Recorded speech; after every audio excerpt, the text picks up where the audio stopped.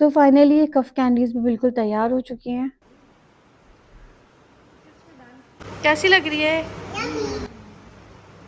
अस्सलाम वालेकुम, welcome back to my channel. Hope सब खैरियत से होंगे। जैसे कि सर्दियां स्टार्ट हो गई हैं और नज़ला, खांसी, जुकाम ये बहुत ज़्यादा कॉमन होता जा रहा है।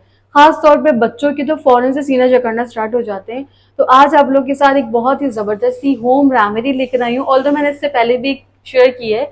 तो आज हम बनाने वाले हैं कफ कैंडीज, जो कि बच्चों के लिए नहीं, ऑफ कोर्स इसको बड़े भी कंज्यूम कर सकते हैं, और बच्चों के लिए तो खासतौर पे ये बहुत ज़्यादा फैसिनेटिंग होने वाली है। तो टाइम को बिल्कुल भी हम वेस्ट नहीं करेंगे, फट से अपनी होम रेमेडी तैयार करते हैं। इसके लिए आपको 2 से 3 डले आप गुड़ के ले सकते हैं, डिपेंड करता है आप कितनी क्वांटिटी में प्रिपेयर करें। 1 गिलास आपने पानी रखना है, मीडियम टू लो फ्लेम पे इसको अच्छी तरह से पकने दें, ये घुल जाएगा बहुत आसानी से। और ये कुछ इंग्रेडिएंट्स हैं जो कि कफ कैंडीज़ के होने वाले, वन बाय वन आप लोगों के साथ शेयर करूँगी। अराउंड 5 टू 7 मिनट से गुजरे थे कि ये ऑलमोस्ट सारी गुड़ डिज़ोल्व हो चुकी है पानी के अंदर। 1 चमचा घी आप डाल सकते हैं इसके अंदर, ताकि जब कैंडीज़ बनाएँ तो वो स्टिक ना हो।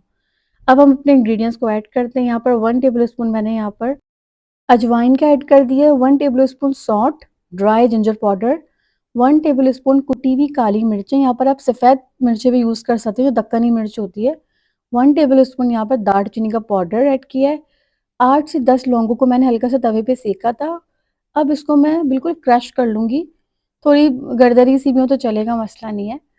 उसके बाद 10 मिनट तक इसको स्लो फ्लेम पे अच्छी तरह मैं पकाऊँगी, जब तक कि ये जैम टाइप कंसिस्टेंसी में नहीं आ जाएगी। दूसरी साइड पे कोई भी आप रेगुलर ट्रे ले सकते हैं, उसके बाद बटर पेपर ग्रीस करके आपने रखना है।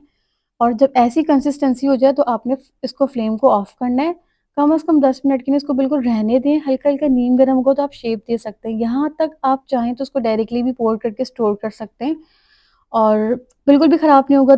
4 से 6 महीने आसानी से चलेगा। फ्रिज में भी रखने की ज़रूरत नहीं है। थोड़ा-सा बच्चों को अट्रैक्टिव लगे इसके लिए मैंने थोड़ा कैंडी का इसको टच दे दिया था। कोई आप और शेप भी दे सकते हैं। अगर आपके बच्चे एक कैंडी भी खा लेते हैं ना, ट्रस्ट मी, पूरी सर्दियाँ आपके घर में ना खाँसी, नज़ले की कोई दवाइयाँ वग़ैरह, सिरप कुछ भी लाने की ज़रूरत नहीं पड़ने वाली। और ये कैंडीज़ ऑलमोस्ट रेडी हो चुकी थी। 2 घंटे का आपने इसको देना है रेस्ट। फ्रिज में रख लें या रूम टेम्परेचर में, इट्स अप टू यू।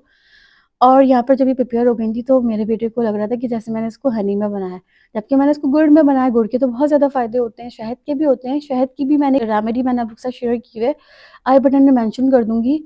तो आपने 2 घंटे का उसको अच्छी तरीके से रेस्ट देना है। उसके बाद आप आसानी से उसको निकालें और बच्चों को दे दें। बड़े भी बिल्कुल खा सकते हैं, कोई मसला नहीं है। देखने में तो लग रहा है चॉकलेट फ्लेवर है, लेकिन हनी फ्लेवर है। नहीं, बच्चे बहुत ज़्यादा एक्साइटेड हो रहे थे, उन्होंने ज़रा भी वेट नहीं किया। 10 मिनट के अंदर ही मुझे इनको सर्व करना ज़रूरत पड़ गई। और ये कैसी रिजल्ट आप लग रही देख है? सकते हैं, ये फीडबैक है इनकी। तो आज की होम रेमेडी आप लोग के काम आ सके, आपने इसको लाजमी ट्राई करना। कमेंट सेक्शन पे अपना फीडबैक देना बिल्कुल भी मत भूलिएगा।